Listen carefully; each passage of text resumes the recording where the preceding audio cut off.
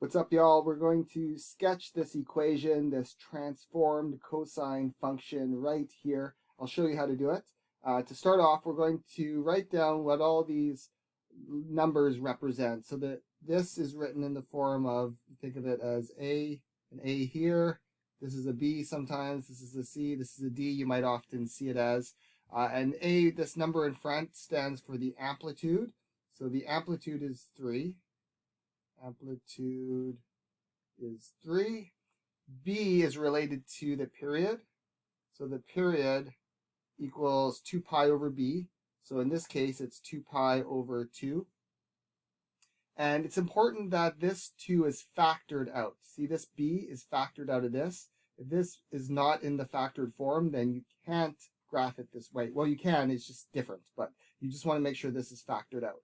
And if this is factored, then this part C is our shift. So it's a horizontal shift, and because this is negative, it's actually a shift right. You'd think it'd be a shift left, but it's not. It's a shift right if this is negative. And it's a shift right by pi over 4. And then D is our vertical shift, and it's shifted up. This is shifting the function up by 3. So this is a shift, a vertical shift up by 3. Now to graph this, it's not too bad, but we start off with the shifts.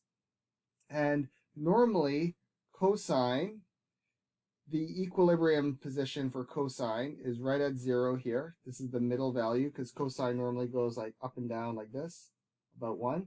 And it's the middle point is at the right at the 0 point there is normally, but this is shifted. So right here at the 0 point, it's now being shifted up by 3. So 1, 2, 3. So this is the new height here for the equilibrium line. So we can make this the new equilibrium line here.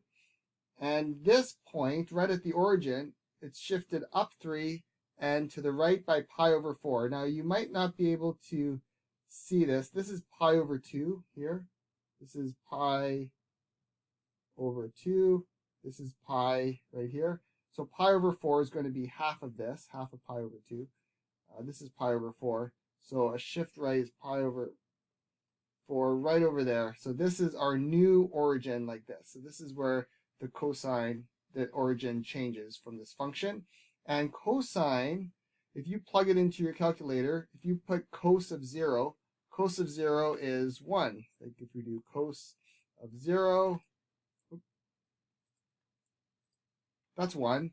So when x is 0, the function is normally 1 right here. Well, in this case, it's not going to be 1 because the amplitude is 3. So when we plug in, well, it would be 0, but if we were to plug in pi over 4, the 0 point, then this function is going to be 3. So rather than starting off at 1 for the cosine, here's where our point is now. We're starting off at 3. So 1, 2, 3, right here. This is the top part of our cosine. And it's going to oscillate up 3 and down 3. 1, 2, 3. So the bottom, this is the bottom point of the cosine. It's going to start up at the top here. Now we've considered our amplitude. We've considered our shifts. Last thing to do is to consider our period. The period is 2 pi over 2. Oh, wait, 2 pi. 2 pi over 2 is just pi, right? These 2's cancel here. So the period is just pi. So if we're starting off here, where is pi? This is pi over 4. So we need to add pi. And here's pi here. So 1, 2, 3, 4. So every time we go 4 squares, we go a pi. So 1, 2, 3, 4. This is where the next period will be. So when it reaches the period, it's got to start off in the same spot. So it's starting off high up here. And after a period, it needs to be in the exact same position where it was before. So it's going to go all the way down to the bottom. So it's starting off up here. It's got to end off at the bottom. It's got to go to the top. And then 1, 2, 3. Think of this as like another one over here. It'd be another period right at the end of the screen here. So right in the middle, it'd be at the bottom here. Now you connect these dots. Now where does it cross the axes? Well, right in between the peak and the trough, There's one square in between, so it's going to cross these points here. And now we just literally connect the dots. So we're starting off at the top, we're going down to there, and then cross the x-axis again, up to the top, cross the x-axis again, down to the bottom, a little messy, but up to the top, and there it is. We could keep going, so every time we go 4 backwards, 1, 2, 3, 4, we're at the start of another crest.